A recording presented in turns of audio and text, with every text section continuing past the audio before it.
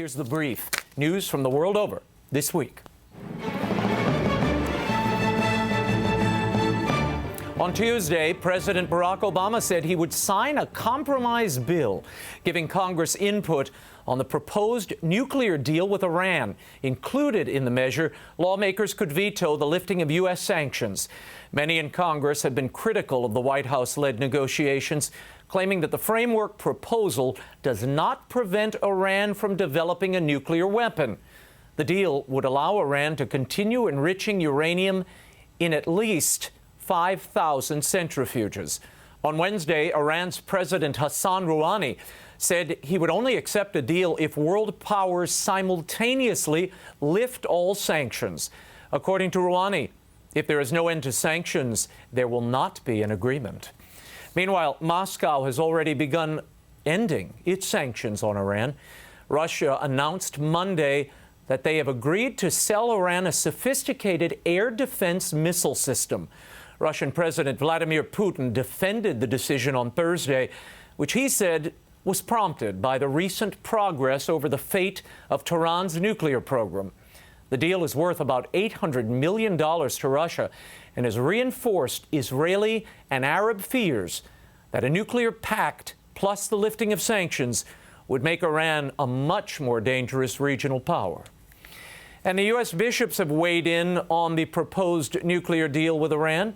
Ahead of any agreement between the White House and Congress, the chair of the Bishops' International Peace and Justice Committee, Bishop Oscar Cantu, asked Congress not to undermine the framework deal. Bishop Cantu lauded the framework's purported goal of preventing the unacceptable outcome of Iran developing nuclear weapons, arguing that, quote, the alternative to an agreement would lead toward armed conflict, end quote. Hillary is ready, and it's official. The Secretary of State, former First Lady, and 2008 presidential candidate Hillary Rodham Clinton declared her intention to run for president in an online video released on Sunday. The Democratic candidate has already taken her campaign on the road from New York to Iowa. She next goes to New Hampshire. Clinton is thus far avoiding traditional campaign rallies and speeches, choosing to reintroduce herself in a series of intimate and carefully crafted events. The central theme of her candidacy, improving the economic fortunes of the middle class, with an emphasis on increasing wages and reducing income equality. As Hillary channels her inner Elizabeth Warren, Florida Senator Marco Rubio announced his presidential bid. At a campaign rally in Miami, the GOP hopeful presented himself as a next-generation leader. Rubio was quick to take on Hillary Clinton, calling her a leader from yesterday, promising to take us back to yesterday. At 43, Rubio is the youngest candidate and the first Catholic to enter the presidential sweepstakes so far. One of Rubio's biggest challenges will be overcoming his co-authorship of the Senate's 2013 immigration reform bill. The controversial legislation, which was not passed, angered many of his Tea Party supporters who saw it as amnesty. Not long after introducing the bill, I asked Rubio how his faith shaped his position on immigration despite the political risks. My faith tells me that God has a plan for all of us, and our job is to cooperate with that plan, to have faith, to do what we believe our conscience tells us is right, and then let the chips fall where they may. So, at the end of the day, what's going to happen here is God's will. That's always going to happen. And the question is whether we cooperate that in the spirit of faith, or do we want to go off with our own plan and chart our own course in our own life. And Turkey is objecting to Pope Francis's recent comments that the Ottoman Turks' massacre of 1.5 million Armenians and other minorities was, quote, the first genocide of the 20th century. The Holy Father made the pronouncement during a Mass at St. Peter's for the faithful of the Church's Armenian Rite. The phrase was first used in a 2001 declaration by John Paul II and Karakan II, the head of the Armenian Rite. Turkey immediately responded by recalling its ambassador and accusing Francis of spreading hatred and unfounded claims. The country has long denied that genocide ever took place. It continues to insist that the death toll has been inflated. and that those killed were victims of civil war and unrest.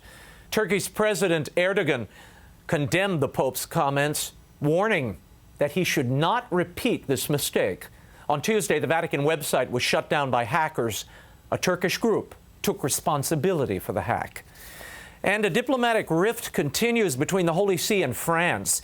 The Vatican has yet to approve the credentials of an openly gay diplomat appointed as France's ambassador to the Holy See. Laurent Stefanini was chosen for the post by French President François Hollande in January. The delay is unusual for the Vatican. Diplomatic credentials are generally accepted within a month or so. Critics say the Vatican is dragging its heels due to Mr. Stefanini's sexual orientation, causing concern among those who view Pope Francis as a progressive on LGBT issues. The Vatican has yet to issue a statement regarding the matter. In 2007, under Pope Benedict, the Vatican rejected an openly gay candidate as France's ambassador to the Holy See. We'll keep you updated on this new candidate. And the Vatican's 7-year investigation of the largest group of women religious in the U.S. is over. Prefect of the Congregation for the Doctrine of Faith, Cardinal Gerhard Mueller, said on Thursday that the CDF is confident that the Leadership Conference of Women Religious has clarified its mission to, quote, foster a vision of religious life that is centered on the person of Jesus Christ and is rooted in the tradition of the Church. In 2012, the Vatican had found the LCWR was in a state of doctrinal crisis and raised concerns about dissent from church teaching on topics including homosexuality, the priesthood, and the divinity of Christ. Among the investigation's key findings, serious theological and doctrinal errors presented at the conference's annual assemblies, a vision of religious life incompatible with the Catholic faith, and dissent on church doctrine, as well as scant regard for the role of the magisterium. The Sisters of the LCWR have agreed to corrective measures and more oversight by the Vatican. They say they will continue on the path of dialogue. And the battle lines are being drawn ahead of October's Synod on the Family. With rumors of big changes in church doctrine, another leading African prelate has declared his and the entire African church's commitment to church teaching. In a recently published book-length interview titled God or Nothing, Cardinal Robert Serra of Guinea, the prefect of the Congregation for Divine Worship, said that African Catholicism will not stray from established church teaching and will, quote, firmly oppose any rebellion against the teaching of Jesus and the magisterium. Last week, Cardinal Wilfred Napier of Durban criticized Cardinal Walter Casper, the driving force behind proposed changes in pastoral practice at last year's synod. Napier charged that Casper held a condescending view of the African Church. Back in the U.S., President Obama announced this week that he intends to remove Cuba from the U.S. state sponsors of terrorism list. The decision follows a review and recommendation from the State Department and would remove a major obstacle to normalizing relations with Cuba. In a message to Congress, the president said Communist Cuba had not provided any support for international terrorism in the previous 6 months.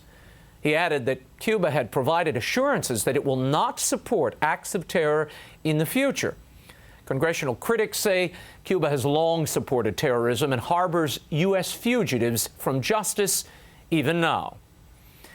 And a star was born in Augusta, Georgia this week. Dallas Jesuit Prep's very own Jordan Spieth dominated golf's most prestigious event, the Masters. At just 21 years of age, Jordan donned the green jacket, becoming the second youngest Masters champion. And he did it in record-setting fashion. He led from start to finish and was the first ever 19 under par at Augusta. Dallas Morning News reporter Barry Horn published a 2009 handwritten letter by the then 16-year-old Spieth. In it, he thanks the benefactors of his Jesuit Prep work-study program, which gave him, in his words, the opportunity to earn his high school tuition and help out his family. In the letter, he shares his dream to someday play professionally and win the Masters. Check. The Masters champion, paying it forward, has set up the Jordan Spieth Family Foundation to support junior golf, military families, and special needs youth.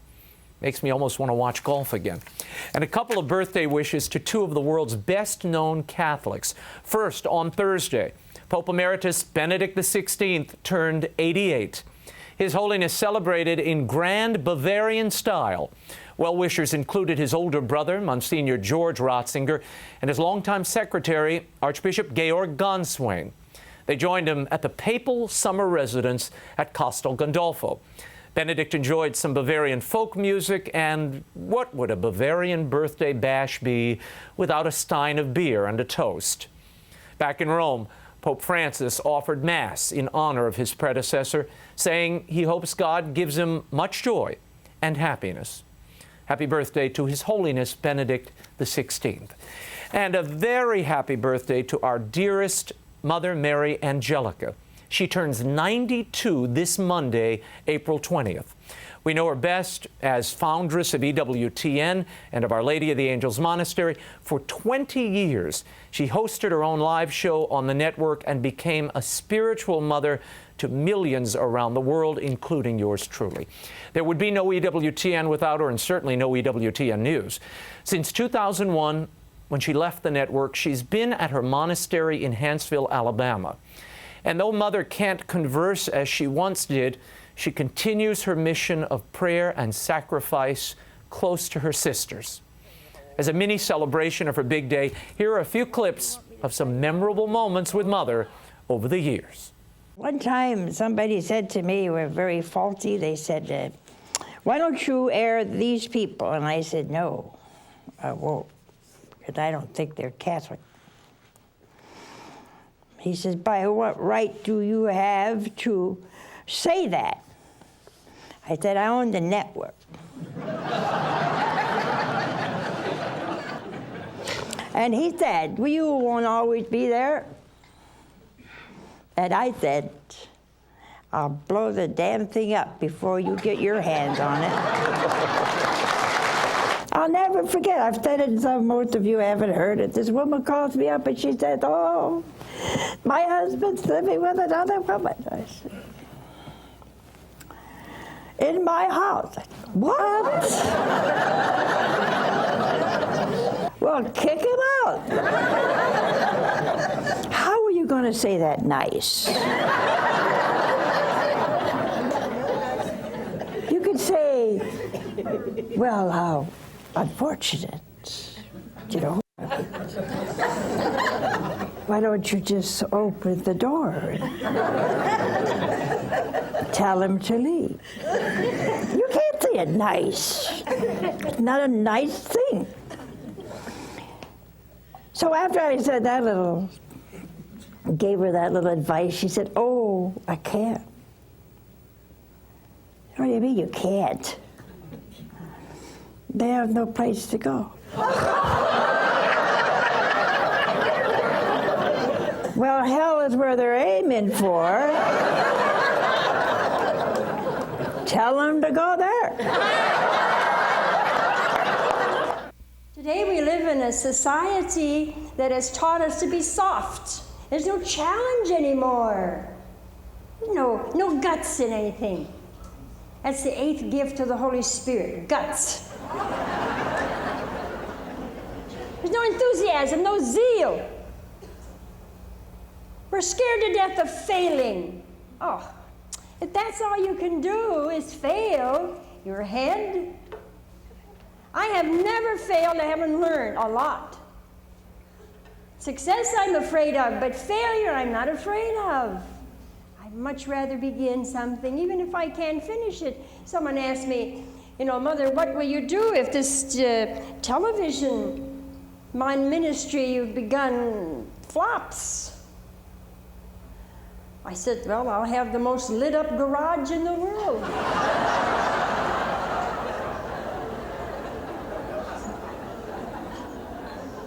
And I will. But see, we're always looking at flopping, and that's how holiness is to you. Holiness to you is to never fail. That's being an Egyptian mummy, but it is not saintly. I'm a saint watcher, and I want to find the men and the women who struggle like I struggle. You see, God, to be holy means God is in everything, but today we're afraid. We don't want to be fanatic. Oh, go on, try it. It's better than anything you got now. Every Christian is a nut, according to this book. You're totally opposite of the world. Today you can't tell a Christian from a pagan. You really can't. To be a Christian, and a Catholic Christian, especially when you have sacraments, is to be so full of joy that the whole world can go to pot, including the economy, and you are still praising God. Sure, you suffer, but you're not afraid. Why is it today that everyone we look at, everyone we admire, somebody begins to tear down? But the saints you can't tear down because they're gloried in their weaknesses. Except their biographers, and I hope they go to purgatory for 40 years. Because the biographers made every saint look holy from the age of 3. Somebody said to me the other day, "Mother, is someone going to write your life?" I said, "Not that I know of, but if they ever do, if they don't tell it like it is, I'm going to haunt them." Well, I know one biographer not going to purgatory, at least not for the biography. No sugarcoating here, Mama. Happy birthday, Mother, and thank you for the many gifts you've given us and people all over the world. So many have read the biography or the other books I edited for you, and they've written over the last few weeks asking me to wish you a happy birthday. Your extended family loves you, and so do I. Happy 92nd birthday, Reverend Mother, and make sure to keep Mother in your prayers.